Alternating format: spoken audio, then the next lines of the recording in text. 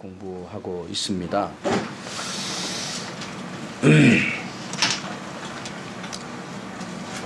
지난주 수요일에는 우리가 이 사사기 7장을 네 부분으로 나누어 공부하고 있는데, 두 번째에 해당되는 여호와께서 기드온으로 하여금 적진 병사 두 사람의 이야기를 듣고 용기를 얻게 하셨던 이 장면을 우리가 묵상을 했습니다. 그 밤에 여호와께서 기드온에게 일어나 진영으로 내려가라, 이런 명령이 있었습니다. 그 이유와 목적이 무엇이었습니까? 내가 그것을 네 손에 넘겨주었기 때문이다, 이렇게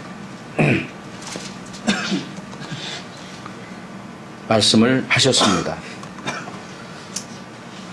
그들의 손에 그들을 넘겨주었기 때문에, 또 그러한 이유와 목적으로 그 기드온에게 일어나서 진영으로, 그 적진영으로 내려가라고 명령을 하신 것입니다.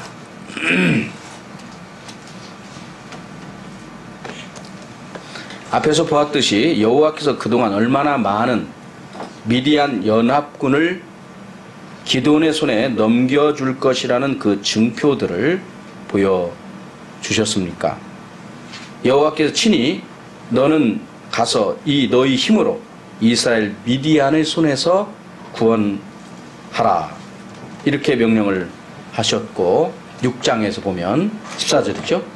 내가 반드시 너와 함께 하리니 네가 미디안 사람 치기를 한 사람을 치듯이 하리라. 16절이죠.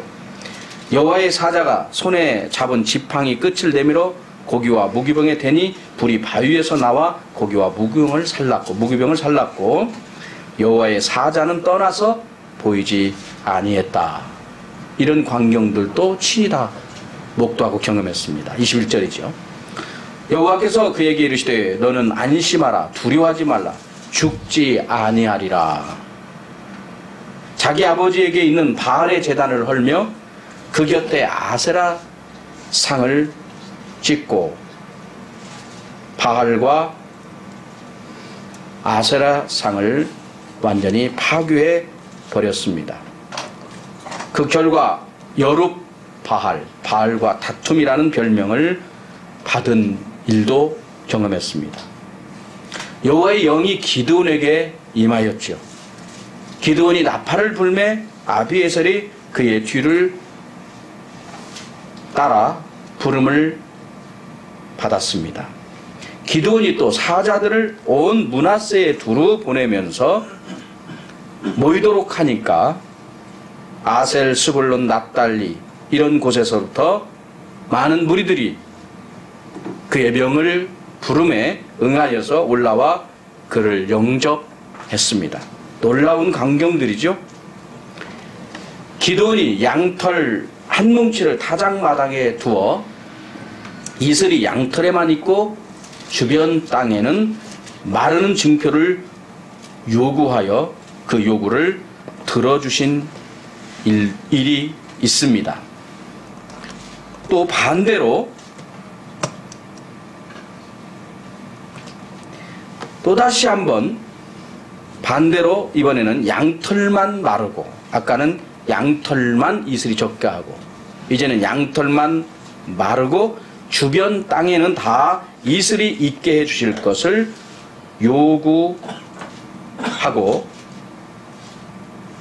그 요구를 또 하나님께서 들어주신 일이 있습니다.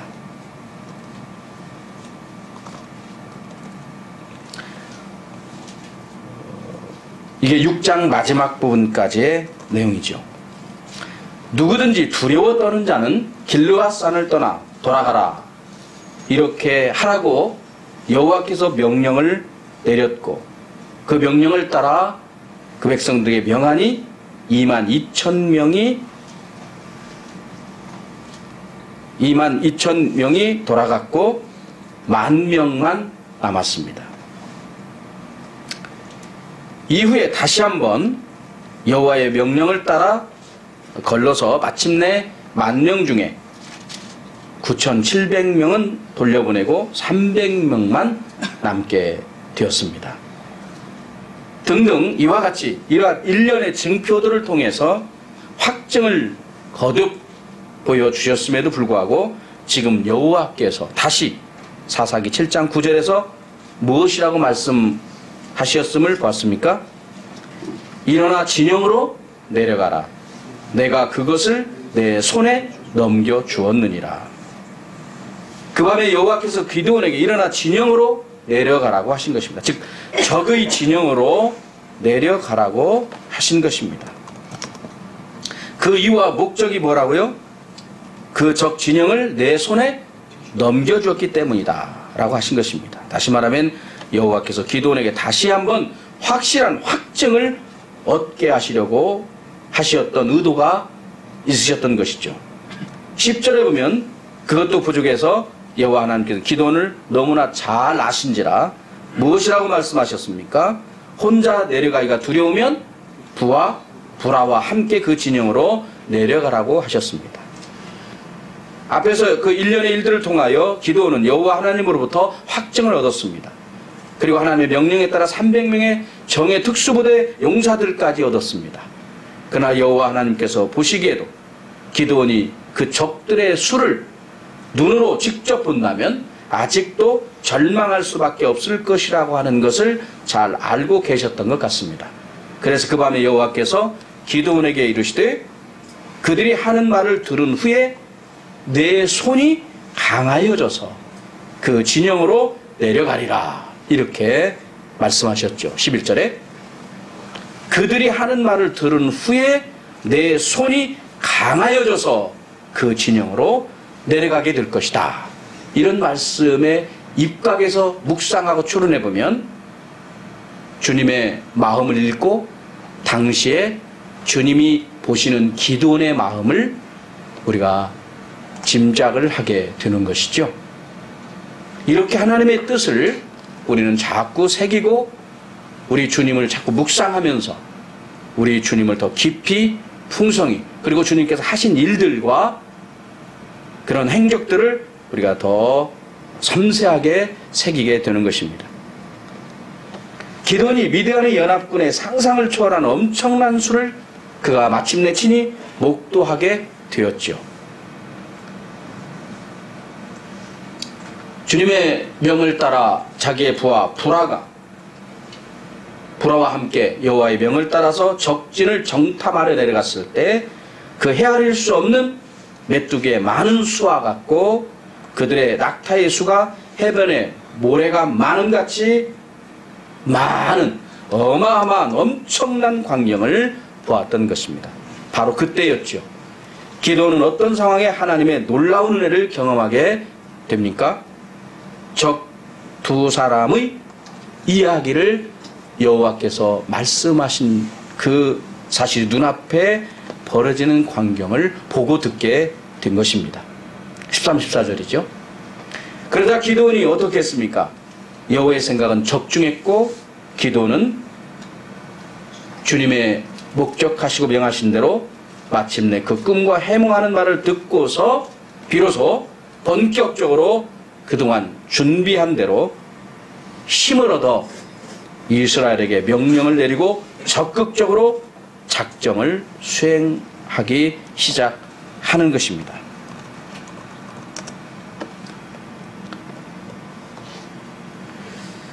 7장 15절에 보면 기드온이 그 꿈과 해몽하는 말을 듣고 경배하며 이스라엘 진영으로 돌아와 이르되 일어나라 여호와께서 미디안과 그 모든 진영을 너희 손에 넘겨주셨느니라. 이는 곧 11절 말씀의 성취의 내용인 것이죠. 그들이 하는 말을 들으라. 그 후에 내 손이 강하여져서 그 진영으로 내려가리라 했던 이 말씀이 그대로 눈앞에 벌어지게 된 것입니다. 하나님의 계시가 완성되지 아니한 시대에도 꿈이라고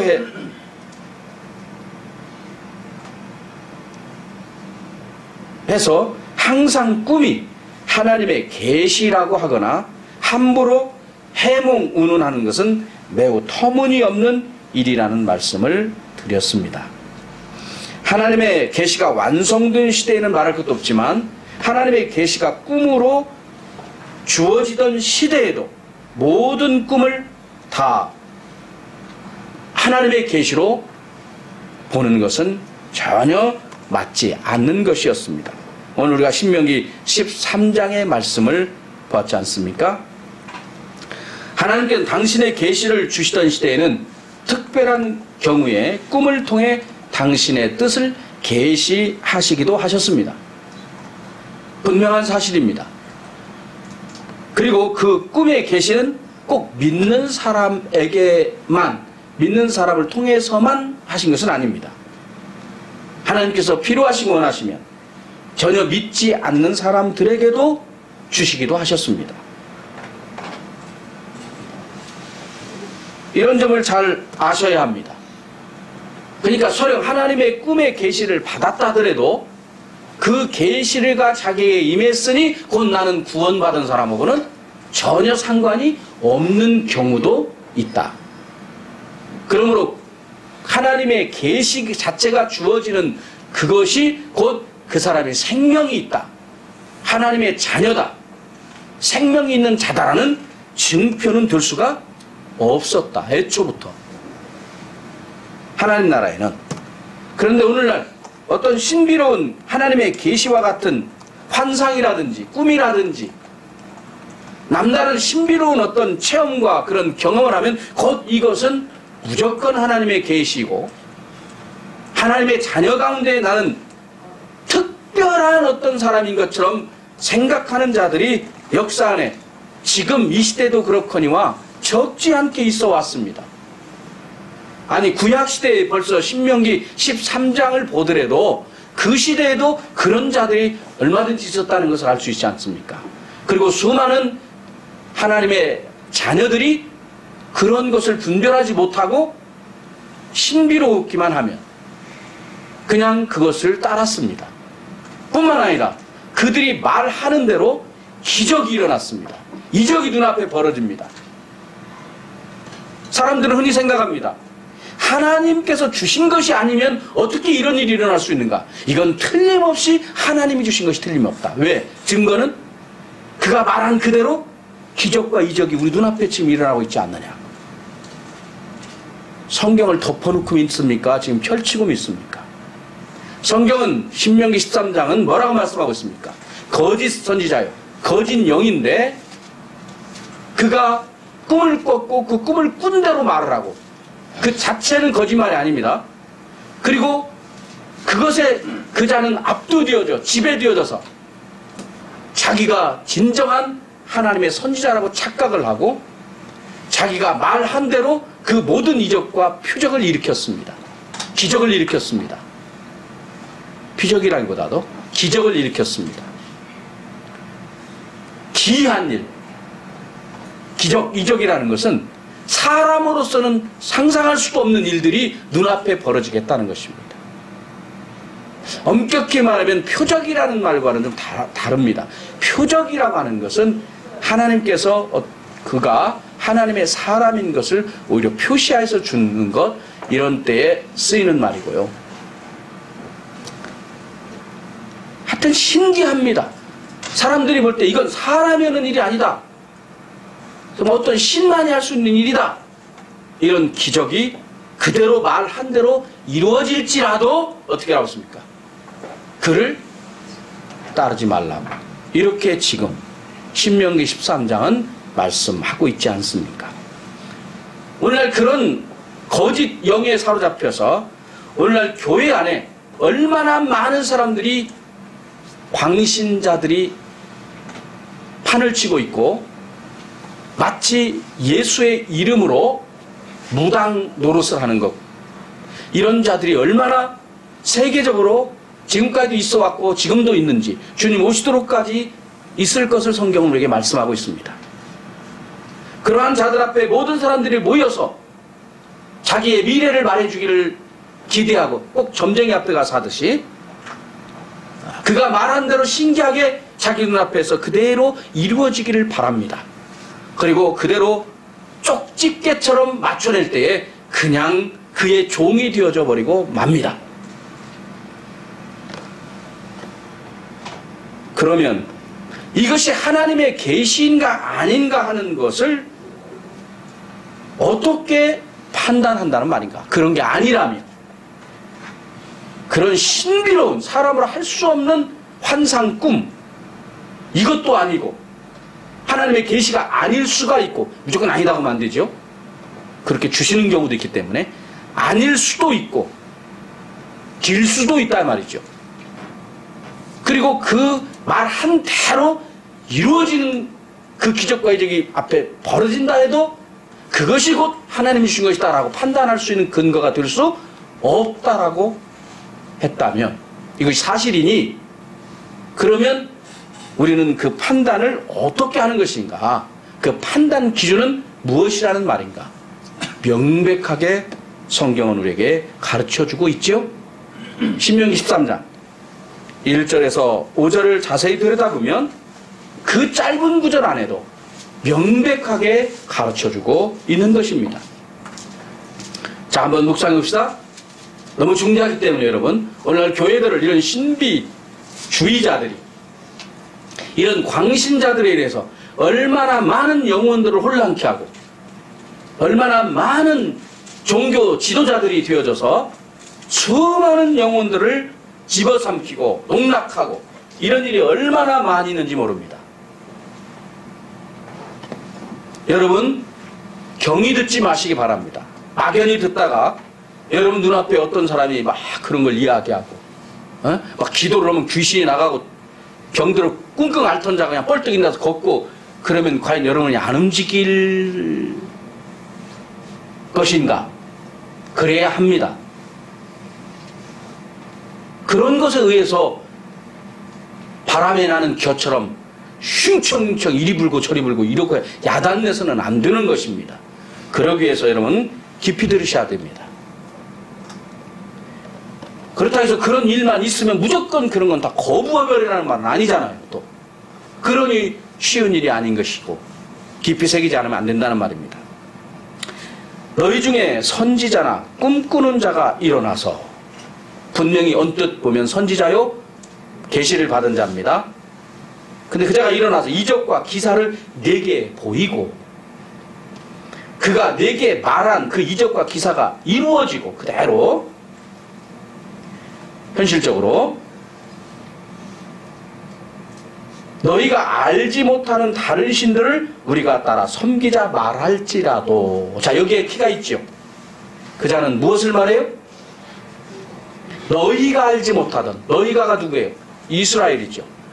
저 아담 때부터 아브라함과 이삭과 야곱부터 그 믿음의 조상들로부터 계속해서 약속하고 그 약속을 이루어오시던 그분이죠.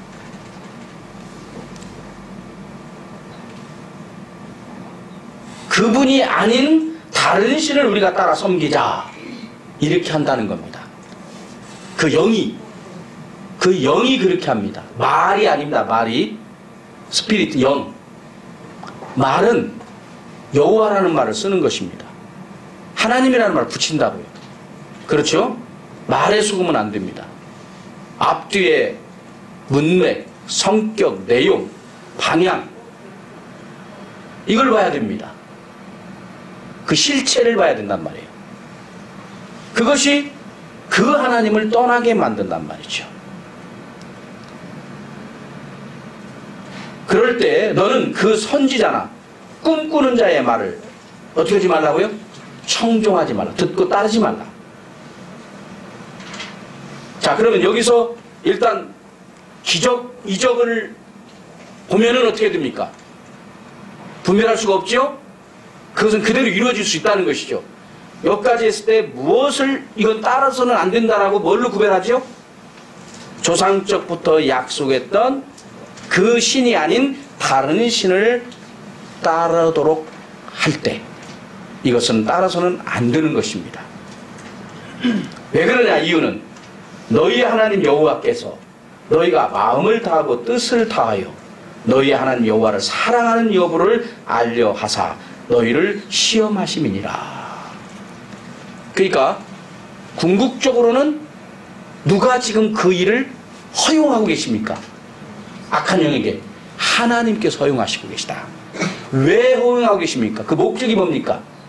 나의 나라는 내가 주는 것을 판단할 때에는 그런 것으로 판단을 했다가는 다 걸려 넘어지게 할 것이다. 이게 하나님의 생각이라고요. 다 걸려 넘어지게 하려고. 그러면 하나님은 우리로 하여금 그런 걸 좋아하고 그런 걸 따르게 하려고 하는 것이 아니고, 그러면 무엇을 따라가게 하시려고 하신 것인가? 무엇을? 그런 것과 비교할 수 없이 어떤 것을 더 근본으로 마음을 다하고 뜻을 다하고 다해서 하나님 그 여호와, 언약의 하나님, 그 조상적부터 언약한 그 언약의 하나님을 사랑하게 하시려는 것이다. 이게 하나님 나라의, 여러분, 최고의 열매입니다. 그렇죠?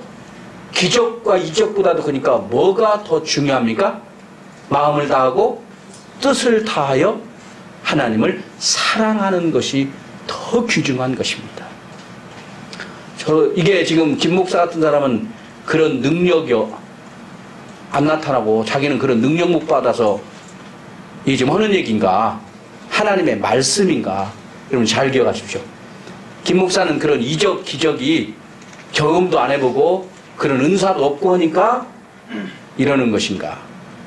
여러분 지금 이제 우리의 이런 녹화돼서 방송은 되어서 이것을 듣는 사람 중에는 세계 어느 곳에서 어떤 사람이 지금 다 알 수 없잖아요. 보는지를.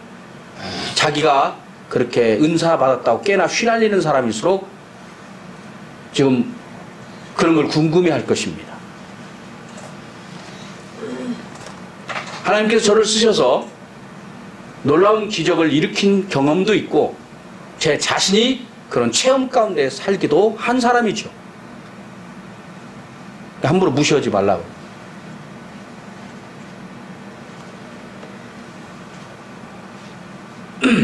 아니, 그런 것이 제게 없다 하더라도 이건 전혀 잘못된 것이 아닙니다. 그렇죠? 왜? 하나님의 말씀이 그렇게 명백히 가르치고 있지 않습니까? 우리는 모든 판단을 오직 기록된 성경을 기준으로 해서 최고의 성경을 권위로 믿는 교회입니다. 김 목사는 이것이 김 목사의 신학이고 신앙관입니다. 인생관이고 교회관이죠. 우리 세원학교회가 그렇고요. 4절을 보십시다. 너희는 너희 하나님 여호와를 따르며 그를 경외하며 그의 명령을 지키며 그의 목소리를 청종하며 그를 섬기며 그를 의지하며 이렇게 하나님을 섬겨야 된다는 것입니다. 그 여호와 하나님을 따르고 경외하고 두렵고 떨림으로 섬기고 그 명령을 지키고 그의 목소리를 청종하고 그를 섬기고 그를 의지하고 이렇게 해야 된다는 것이죠.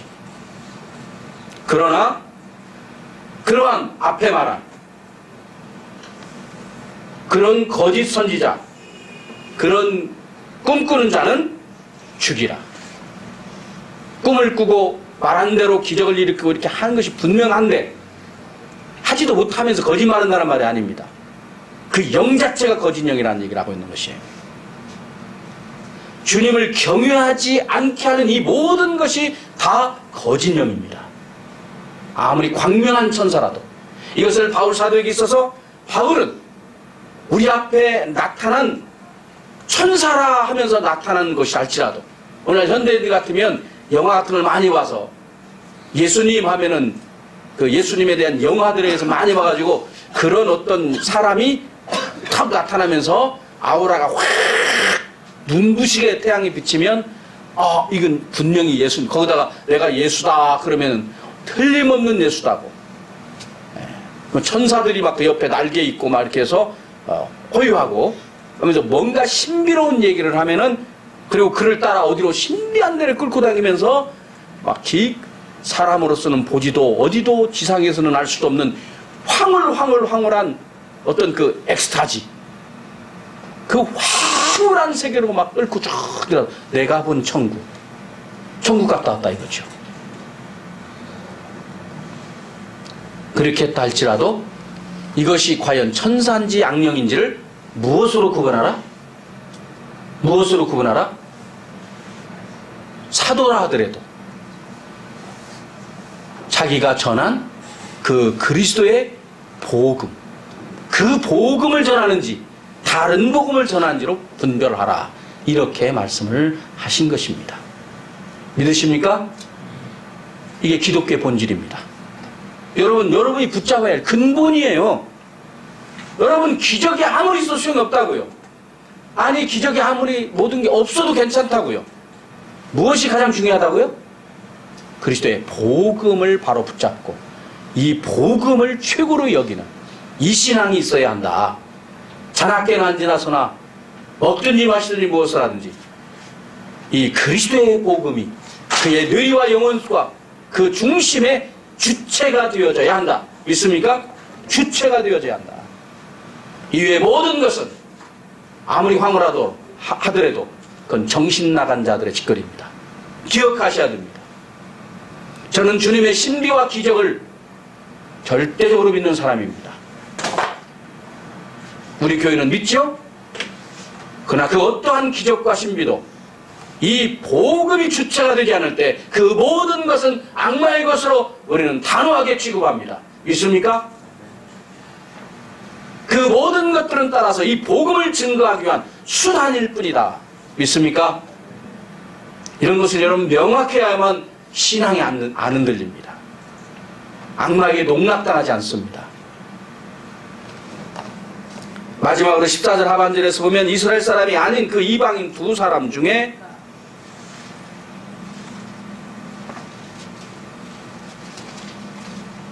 마지막 부분 5절을 한번 볼까요?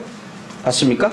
그런 선지자나 꿈꾸는 자는 죽이라. 이는 그가 너희에게 너희를 애굽 땅에서 인도하여 내시며 종되었던 집에서 속량하신 너희 하나님 여호와를 배반하게 하려 하며.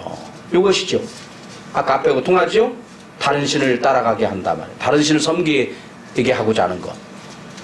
너희 하나님 여호와께서 네게 행하라 명령하신 도에서 너를 끼워내려고 말했습니다. 이게 결정적이라는 것이죠. 이런 것이 결정적이라는 거예요. 결정적으로 이런 것을 가지고 판단하라 그 말입니다. 영 분별, 영을 분별하라.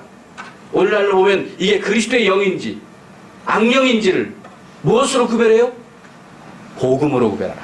바울 사도가 전한 그 그리스도의 복음으로 그 영을 분별하는 것입니다. 그 영을 선포하는지, 그 복음을 선포하는지, 그 복음을 그대로 받아들이는지, 거기다가 그걸 받아들이긴 하더라도 전혀 안 받아들이는 게 아니죠. 받아들이긴 하고 말도 하는데 거기다가 무엇인가 다른 것을 붙이면 그게 뭐예요? 진짜 다른 영 중에 진짜 다른 영이다. 그것이 사이비 중에 사이비요 이단 중에 이단의 영이다. 그것이 한글이 거부하는 게 아니고 그럼 당연하게 여겨버립니다. 그런데 그것이 수단이에요. 그 수단이라고 다른 뭔가를 목적이 있어요. 요게 바로 다른 영의 대표적인 증거인 것입니다. 그래서 요한일서 4장에 보면 그리스도가 육체로 오신 것을 부인하는 영마다 그것이 바로 적그리스도의 영이다. 이렇게 말씀하고 있죠. 거기 육체로 오신 것을 부인한다는 말은 역사적 사실을 인정하느냐 안 하느냐 그게 포커스가 아니라고 거듭거듭 누누이 말씀을 드렸습니다. 그렇게 이해하면 성경 전체와도 연결이 안 되고 이해를 못합니다. 적그리스도도 그건 다 인정합니다. 거짓 영도, 갈라디아서의 다른 복음을 전하는 그 영들도 예수 그리스도를 그처럼 죽이고 그리스도의 제자들을 사도들을 그처럼 괴롭히고 무자비하게 죽였던 그 모든 악한 영들이 다 예수가 육체로 오신 것은 인정하는 영들이었습니다. 입으로. 그것은 구약의 모든 사망의 권세와 죄와 죄의 세력의 권세 아래에 있는 그 모든 것을 끝내기 위하여 오신 그분임을 인격과 삶으로 드러내는 영일 때 이 영이 그리스도의 영이며 입으로 말로 뭐라고 하든 과연 그러한 분이심을 인격과 삶으로 발휘하는 그 사람에게 임한 그 영이 그리스도의 영이다. 그것을 거부하고 그걸 드러내지 않는 영은 말로는 어떻게 하든 그것이 무슨 영이다? 적 그리스도의 영이다. 그리스도를 대적하기 위한 영이다. 오히려 명확하게 여러분 이런 부분들을 확고하게 붙들으셔야 합니다. 오늘 현실을 여러분 잘 아실 것입니다. 아실수록 이 도리가 얼마나 중요한지를 여러분에게 아마 지금 주께서 다 깨우쳐 줄 줄로 믿습니다.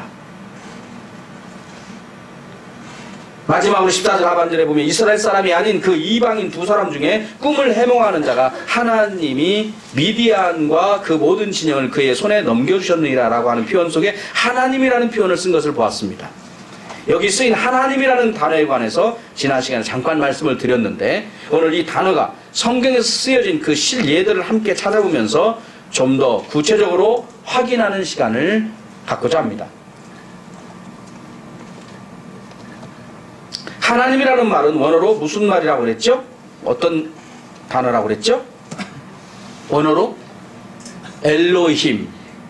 엘로힘. 이 정도는 기억하시는 게 좋죠? 엘로힘이라는 단어로 쓰였다.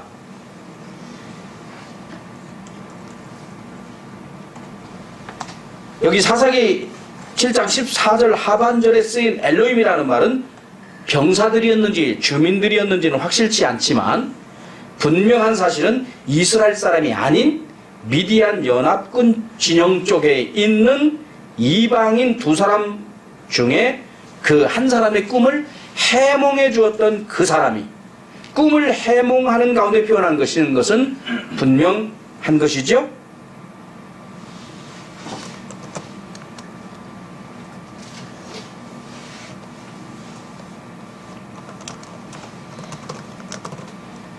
그런데 이처럼 이방인이 신의 명칭으로 보통 명사이면서도 복수형입니다. 엘로힘은. 여러분 엘로힘이 복수형이라는 것을 꼭 기억하시는 것도 좋은 일입니다. 복수형을 쓰고 있습니다. 이 복수형으로 쓴 이유에 대해서는 그 하나님에 대한 그 권능성을 이제 드러내기 위함이다. 이렇게 해석을 많이 합니다. 자들이. 그러나 어쨌든 복수입니다. 좌우간. 그래서 정확하게 번역을 한다면 하나님들이죠. 문자대로 번역하면 하나님들 이렇게 번역이 되는 말입니다.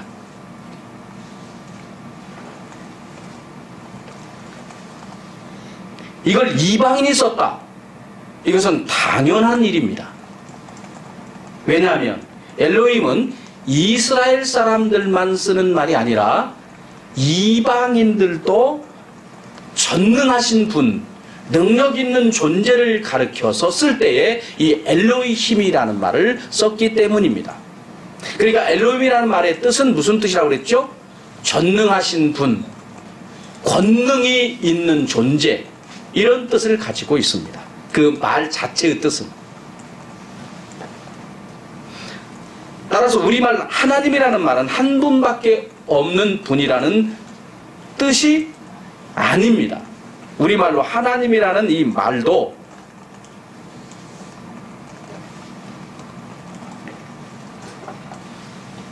그러니까 우리말 번역을 하는 데 있어서 하나님이라는 이 단어를 쓴 것은 매우 적절하다 할 수 있습니다. 어원에 대해서 말씀을 드렸죠. 한올림, 한얼림이라고도 합니다만 이 말이 이제 세월을 따라 변하면서 한을림, 리얼탈라에서 하느님으로 천주교는 쓰고 있고 개신교는 하나님이라고 쓰고 있다. 그것으로서 우리는 하나님을 믿는데 저들은 하느님을 믿는다. 이런 식으로 한다면 그것은 참으로 무지한 소치인 것이다. 그건 표현일 뿐입니다. 어떻게 표현하든 상관이 없습니다. 한얼림, 한울림, 옛말을 쓰든 하늘림 쓰든 하느님, 천주교식 쓰든 하나님 쓰든 그 용어 자체를 가지고 시비를 할 필요는 없습니다.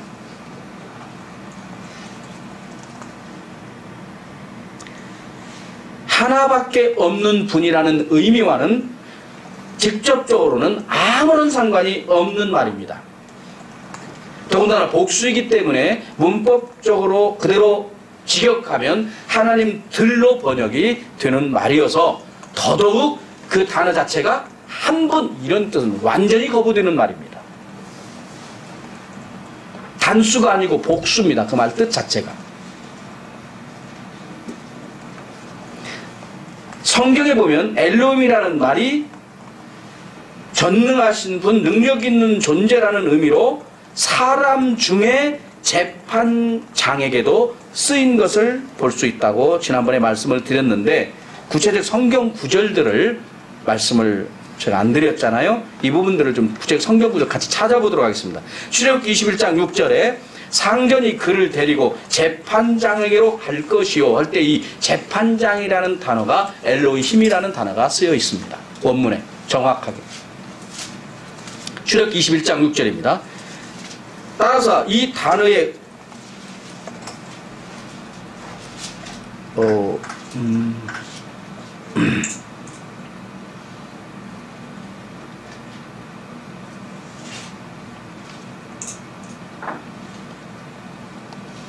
네. 그 다음에 재판장에게 뿐만이 아니라 성경에 보면은 천사들이라고 할 때에도 쓰인 경우가 있고요. 또 심지어 이방 신들에게도 쓰였습니다. 또 이방 신상, 이 신의 형상 있잖아요. 이 신의 형상들을 표현할 때도 엘로힘이라는 단어가 쓰였습니다. 사람 재판장에게 쓰여진 경우 출애굽기 21장 6절, 출애굽기 22장 28절을 참고하십시오. 여기도 재판장을, 너는 재판장을 모두 가지 말며 할 때에 그 재판장이라는 말이 엘로힘이라는 말이 쓰였습니다. 천사들에게 쓰인 경우는 시편 8편 5절에 보면, 우리 개정개혁판에 시편 8편 5절에 뭐라고 되어 있습니까? 우리 개혁판에 지금 이거 한번 크게 읽어보십시오. 8편 5절.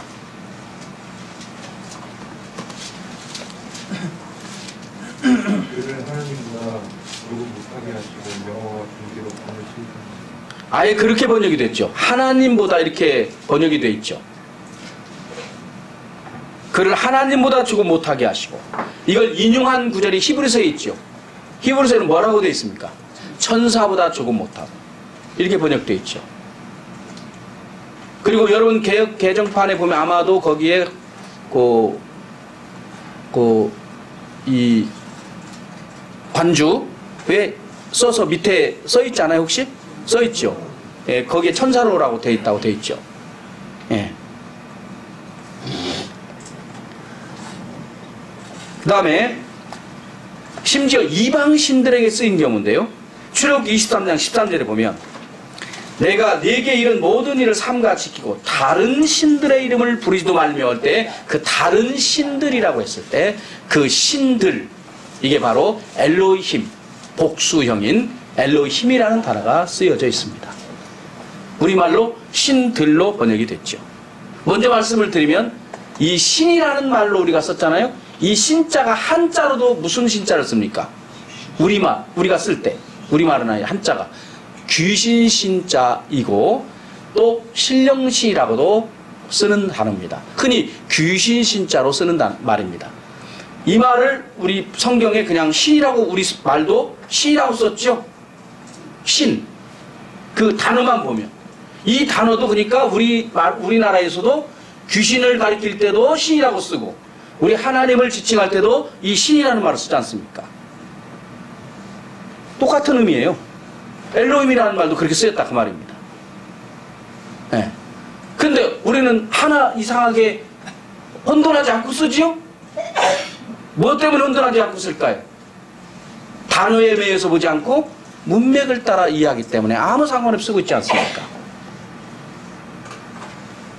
출애굽기 23장 24절도 너는 그들의 신을 경배하지 말며 섬기지 말며 그들의 행위를 본받지 말고, 이렇게 할 때 거기 그들의 신을 라고 할 때도 되어 있습니다.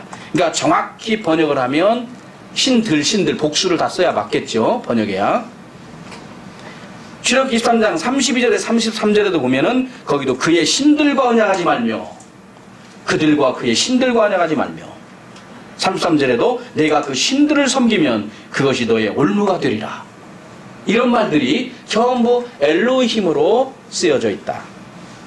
사사기 11장 우리가 공부하고 있는 11장 24절에 보면 내 신 그모스가 내게 주어 차지하게 한 것을 때 그 내 신이라는 단어도 엘로힘이라고 되어 있습니다. 그러니까 우리말로 번역하면 꼭 그 신이라고 번역을 하고 어떻게 번역이 되죠? 내 하나님 이렇게 번역해도 아무 상관이 없습니다. 번역자가 배려해서 좀 뭔가 이렇게 구별을 자꾸 해주려고 그렇게 썼다고 볼 수 있지요. 그러나 그렇다고 신이라고 쓰면 또 그 신은 아닙니까? 아니거든요. 제가 보기에는 오히려 그냥 하나님이라고 번역하는 것이 더 훨씬 좋습니다. 제가 볼 때는 그래야 언어에 자꾸 왔다 갔다 하지 않죠. 오히려 처음부터 그걸 깨달아 버릴 거 아니에요. 오히려 근데 신이라 어떻게 하면서 약간 언뜻 보면은 참 배려인 것 같은데 오히려 아 이렇게 해서 구별을 하는구나 라고 싶은데 사실은 구별이 아니잖아요. 또 다른 데서는 하나님을 신이라고 하니까요. 여호와의 신이 다 번역했잖아요. 오히려 더 혼란스럽죠. 상관없습니다. 그러니까 문자를 달리해가지고 단어 하나를 달리해서 뜻을 이렇게 어떻게 달리려고 하는 것은 한계가 있는 것입니다. 물론 문자를 달리할 수 있어 뜻도 달라진다면 반드시 그렇게 써주는 것이 좋죠. 물론요. 왕상 11장 5절에 보면 이는 시돈 사람의 여신 아스다롯을 따르고 할 때 그 여신이라고 했을 때 그 신도 엘로힘이 써있습니다. 왕하 1장 2절에도 에그로누 신 바알세붐에게 할 때 그 신도 그렇게 쓰였습니다.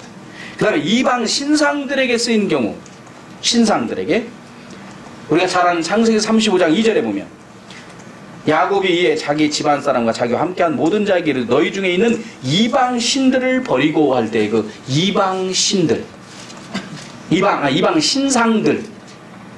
신상들을 버리고 할 때 그 신상들 할 때에 엘로힘이라는 말을 썼습니다.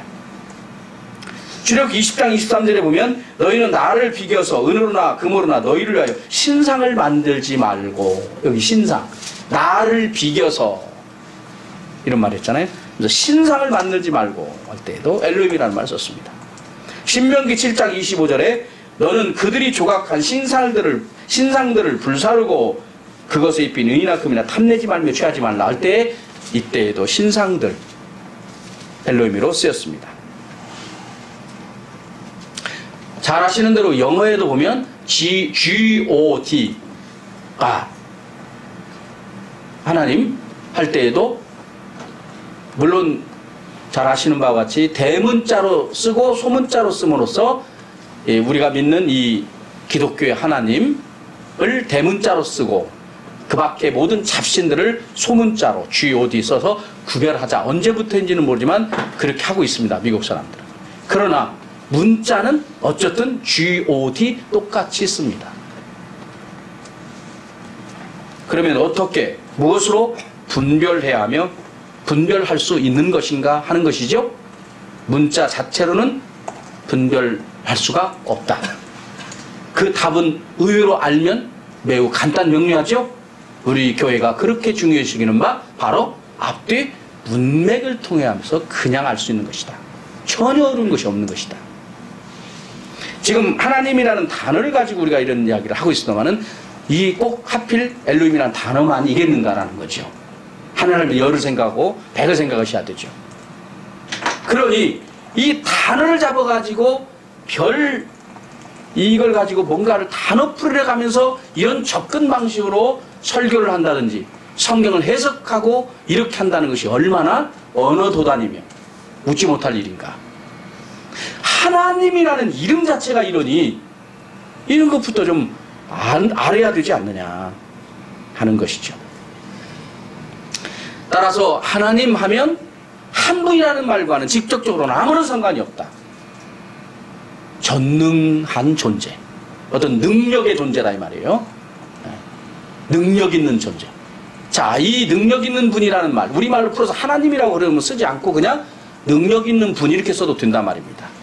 더 푸른 말이죠. 뜻을 풀어서 쓴 말이에요. 능력 있는 분. 이것은 이렇게 번역을 하면 뭐 세계 어느 사람이고 그냥 이해할 수 있는 말이죠. 능력 있는 분. 그렇죠? 하나님이라는 뜻의 본질입니다. 능력 있는 분. 그러면 성경 맨 처음에 있는 하나님이 천지를 창조하시니라를 한번 풀어서 우리 읽어봅시다. 능력 있는 분께서 천지를, 태초에 능력 있는 분께서 천지를 창조하셨다. 이때의 능력 있는 분, 이때 엘로힘은 어떤 분이겠어요? 천지를 창조하신 전능하신 분이시죠. 아까 재판장 또는 신상들 이렇게 했을 때, 신상, 이스라엘 백성들에게 모세가 너는 그들의 이방인들의 그 신들을 그 신상들을 섬기지 말라 이렇게 했을 때, 그걸 풀어서 봅시다. 너는 이방인들이 섬기고 있는, 그들이 생각할 때에 전능한 존재라고 믿고 있는 그것을 섬기지 말고 따르지 마라. 그때는 그건 어떤 전능한 자입니까? 이방인들이 생각할 때의 전능한, 이방인들이 생각 능력이 있다고 하는 그런 존재지요. 그 존재가. 그러면 그 존재는 구체적으로 어떤 존재였는가? 그들의 세계를 자꾸 읽어볼수록 그 의미는 더 풍성해지게 들어오는 것이죠. 그렇잖아요. 우리 하나님에 대해서도 마찬가지고. 이스라엘이라는 여호와의 하나님은 어떤 하나님인가? 그분이 하신 일들에 대해서, 그분의 하신 일들을 구체적으로 풍성하게 섭렵하면 할수록 그 하나님이 우리에게 깊이 들어오게 되는 것이죠. 단어 하나만 떡 윈닥에서 그렇게 되는 게 아니란 말입니다. 그러니까 공부하지 않고 세상을, 이 지식이 좁은 사람일수록 항상 단어에 매이도록 되어져 있습니다. 아는 건 그거거든요. 그렇잖아요? 사람은 아는 만큼밖에는 생각할 수가 없거든요. 그러니까 무지할수록 굉장히 시야가 좁고 누가 안 가르쳐줘도 단어 하나로 다 해석하고 이해하려고 버립니다. 자동 그렇게 돼 있어요. 무지할수록. 유식할수록 그 단어 하나로 풀려고 하는 게 아니라 내용을 풍성하게 자꾸 밝혀 드러냅니다. 광범위하게, 풍성하게 드러내는 것이죠. 심지어 그 단어를 굳이 안 써도 더 깊이 들어가는 것입니다. 그렇죠?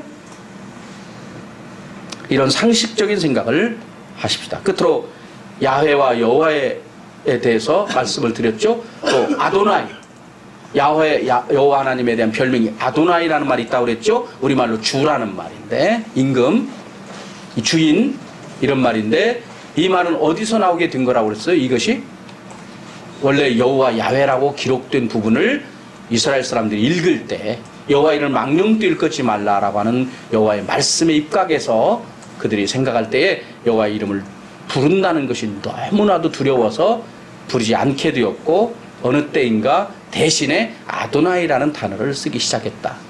그래서 오늘날에 여호와라는 이 말을 야훼로 읽어야 할 건지 여호와로 읽어야 맞는지를 모를 정도로 그들이 잊어버릴 만큼 그렇게 그들은 그 이름을 부르기를 두려워해왔다. 이것이 신약에서 큐리오스라고 하는 단어로 이렇게 번역을 했다. 이런 말씀을 드렸고, 신약에 사실 헬라어에 보면 세우스라는 말이 하나님이라는 말로 되어 있잖아요. 이 세우스라는 말도 그 당시에 이방인들이 섬겼던 제우스라고 하는 신의 이름을 그대로 쓴 겁니다. 제우스. 그렇잖아요? 그 세우스로 번역한 것입니다. 그러니 단어를 풀어서 그 뜻을 맞지 않은 것처럼 이렇게. 그러니까 우리가 예수 믿고 구원 얻는다 이런 말도, 나 예수 믿어라고 할 때에도 단순히 그 말 듣고 아 예수 믿는구만, 이것은 그만큼 무지한 것이다. 아시겠죠? 나 하나님 믿어, 예수 믿어, 나 구원 받아, 이런 말들이 단어로 그냥 끝내버리려고 하는 식, 이건 얼마나 무지한 소치인 것인가. 말이라고 하는 것은 본래가 그렇게 되어 있지는 않다. 우리 말이라고 하는 것은 그렇게 접근하게 되어 있지는 않아요.